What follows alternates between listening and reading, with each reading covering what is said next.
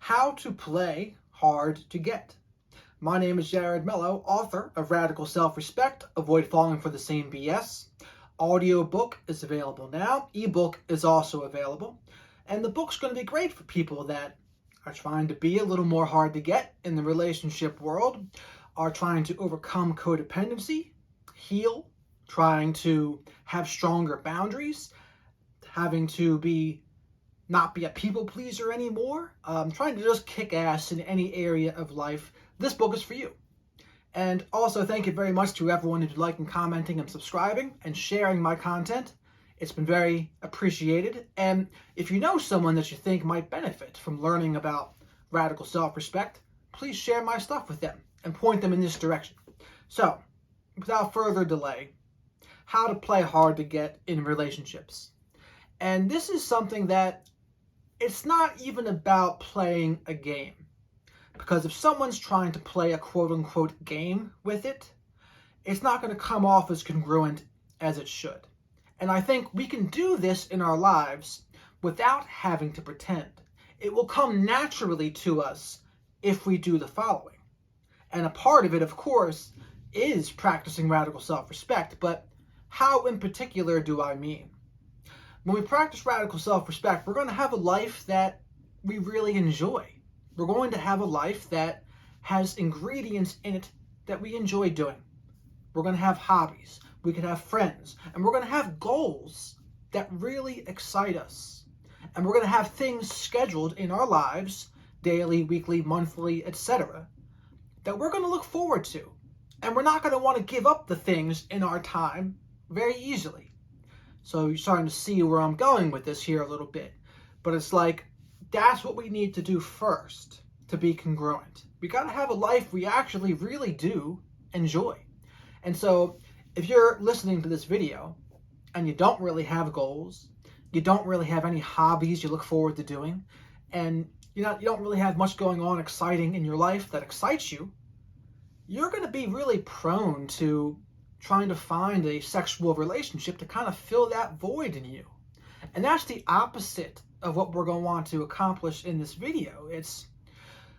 And I think a lot of people, this is where they fail. They fail because they don't have enough going on in their lives. They're codependent, or they have a void, and they're trying to find another person to fill that void. So they're just up the creek, these kinds of people, and they're doing it the wrong way. The right way is to build the life first, build a lifestyle first, and then take it from there. And we can't fake this part either. We got to really enjoy what we have going on.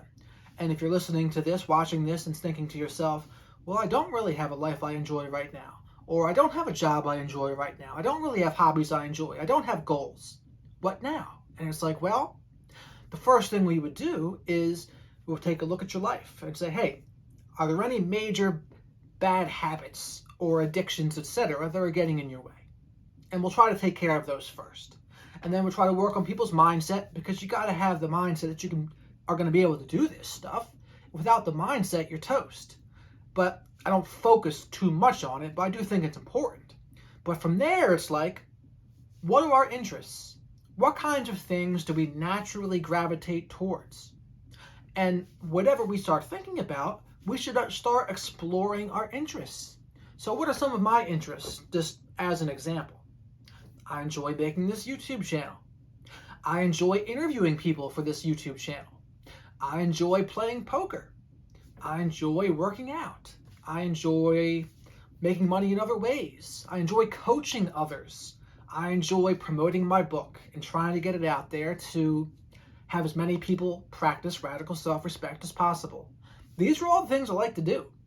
And I'm a person that before, I was so codependent that I was the person that was desperate for someone to come in and change everything. I wanted someone to come into my life and completely turn it around. And when I'm not careful, I can still suffer from the waiting for one magic moment thing to happen and to have it change my whole life. Right now, I'll admit, I am that way with money a little bit, where I'm like, this year is going to be a huge year for Bitcoin and my other crypto investments, and after this year, everything will be different. But it's like, that's short-sighted thinking. I still have to plan things out and still I'm still going to have to live life. I'm still going to have other problems. I'm still going to have to keep on moving forward. Life's just going to be different. Just because someone has money doesn't mean everything's all better. So we got to watch out for that, waiting for one big thing to happen to us to make everything all better. But it's like, we got to know the only person that can really change us is the person we see in the mirror. And we should start treating ourselves as if we're someone that we actually really respect and love. And it's really difficult to do that. And I know it sounds corny, but it's mandatory. It really is. Someone like Rollo Tomassi would call this mental point of origin. Thinking of what's going to help us first and foremost. I think a lot of times in this world, in America, we're conditioned as men to put women first. And by default, that's going to make us not hard to get, right? We got to really work to put ourselves first. And what are some examples of what I mean? It's like when we're trying to schedule a date, and we should be the ones trying to set the date up, pick the place, the location, and have it be all under control. It's like, I used to think, oh, I got to ask this person when's really best for her so I can try to contort myself into her schedule. But it's like now, no, what is actually best for me? What is the most convenient thing for me? And I'm going to put that out there first because I don't want to inconvenience myself. And I think that's part of it, putting us number one. And right on the heels of that is Rollo Tomassi's, I think he invented this too, but it's Enlightened Self-Interest. What does that mean? It means that we can best help others when we put ourselves first and help ourselves first. And I've been really living by this recently, and it's been having great results, honestly. And so we got to break the conditioning. Like my parents conditioned me to be codependent as well, that boundaries were not good, boundaries were a betrayal, and it's not okay to be autonomous. Like that's a whole other layer of codependency we kind of got to shed. We got to vibe off that low frequency, and we got to shake it off, get rid of it. And so we got to have our life and what's in it come first, and have it be what works best for us first. And another good thing I've heard is, as a man, so men, treat your time like women treat sex. And I think that's an awesome way to put it because it really breaks down how important our time should be. Women, of course, maybe less so now than ever, but women do think a certain way about sex. And some people don't want to be seen as certain ways in regards to sex. But we should treat our time as the extremely valuable resource that it is. And so when we're living our lives, we're scheduling our lives, we have our goals, we should be really attached to like what our goals are and the things we have going on in our own life. And we're not going to want to just kind of push the things we have in our lives aside for no good reason. And this is what happens when we're trying to schedule a date and hook up with someone. It's like, hopefully we have a full schedule already. What are we going to push to the side to allow this person to come in? And so I think it shouldn't be something done so willy-nilly. It's like, do we really even want to? And yeah, we can try to quote-unquote spin as many plates as possible, but it's like, when we're on our mission and purpose, we're doing what we enjoy, it's like, I really only need like a couple plates at a time. I don't really need too many, 2 to 3-ish. Any more than that, it's going to be, a lot of women are going to be a little too needy for that, where they're going to want more and more of my time. And I'm not really about that. So there's a happy medium here that the plates can keep on spinning with that not that much effort. But it's like, this is the ingredients. This is how to be hard to get. And it's not like we're even playing a game at this point. It's like, no, we've done the work. And a lot of the quote-unquote pickup artist principles and game principles are supposed to emulate what? What someone would be that was a high status. What would someone would be if they were really high value? How would they act? What would be their social cues? What would be their tells? I'm breaking down here so that you don't have to pretend. You can be that person. You can chase excellence, and you can be the high value person. And then you can do with what you want from your time from there. It's like, if you don't want to spend that much time with women, that's completely fine by me. If you don't want to date women at all, that's also completely fine by me. But if you want to have some casual sexual relationships in there too, more power to you. That's cool too. And so, especially for the person that wants to have a few sexual relationships, to be high value, it's best to not have to act it. Like, if we are high value, we're not going to have to pretend to do anything. Our actions are going to communicate our value. And a high value man, his time is going to be valuable. He's going to have things going on in his life. He's going to have goals. He's going to have friends. He's going to have a life he already enjoys. And so he on his own will already be complete. He's already good. And this is the starting point that it's best for a man to be in. And this is why a man's sexual market value doesn't really peak until their 30s, because it takes us a while to really get to that place where we are complete. It's like we've done some stuff in our careers, we have some money, we've put in the work, and then we've finally gotten somewhere. And so it takes a little while, but the rewards are absolutely worth it. And so once we get to that place, hey, we're not going to want to throw it away, right? So we're going to be careful, and we're not going to want to stop doing what got us to where we are. And we're going to want to always remain emotionally independent. If there's anything that can knock a man off his course, it's someone that's not emotionally independent. I was talking in the Simp Rehab episode the other day about Robert De Niro's character in Casino, albeit fictional, but that blue-pilled love fantasy of his nearly ruined him. And so a man can have every area of his life taken care of, but if he doesn't have his emotional independence, he doesn't see the intersexual dynamics for what they are, he's putting himself at risk. So it's like, no matter what we do, gentlemen, we gotta be emotionally independent no matter what. And as long as we are, we will be okay. A woman can only hurt us so badly as long as we're emotionally independent. But when we lose ourselves in another person, we let our feelings get swept away, then we're in trouble. Then all sorts of bad stuff can happen. And so I implore everyone to explore your interests out there. Do things you enjoy. Have goals that actually excite you. And that's a big one, because I know it's difficult, but I know I don't get excited about my own life unless I'm trying to do big things. So I have this YouTube channel that has the potential to do big things. I still think I need to do better with this, but it's there, and the potential is there. And I've done the book. That's another thing that has the potential to do a lot of good things. And the more people I get it out to, the more impact it can have. And it's a tool. Practicing radical self-respect is a tool that everyone can use in their lives. And so these are the goals that get me excited. Tattoos get me excited. Those are things I really look forward to in the past. And music, I really enjoy. Poker, I really enjoy. Mixed martial arts, I really enjoy. I'd love to have a professional MMA fight one day.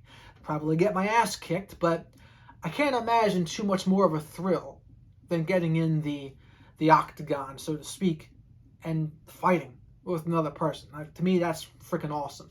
But poker tournaments, that's something I could also be doing. But these are the things that excite me and make me look forward to my own life. And they're things that I have control over. One of the biggest problems I made in my whole life was waiting for something to happen, i.e., a woman coming into my life, that I just didn't really have that control over. We don't control who really comes into our lives. Like, we can live our lives, we can scroll who we see on Tinder, Bumble, Hinge, etc., but like, that's really it. It's like a lot of it's out of our control. It's like either we're meant to kind of be in someone's sphere, they're attracted to us and we're attracted to them, and then we go forward, or they're not. Because I don't think women know within the first 5 minutes whether they will have sex with someone or not, but I think they know if they won't. I think that's more true. And so it just kind of is the way it is. So we focus on what we control, what's in our circle of influence. And of course, practicing radical self-respect is within our circle of influence. And so if we get this down, we enjoy our own lives and we're really like content. I know for me, I almost feel like annoyed at this point when people want to hang out with me, or like a girl wants to like have me break my routine. It's like kind of annoying because I like what I have going on. And it kind of puts it in like the bratty little sister context there too, where it's like, I'm not eager. I'm not eager to see them. I'm not hungry. Because as F.J. Shark said, the ones who are hungry are the ones who will not get fed.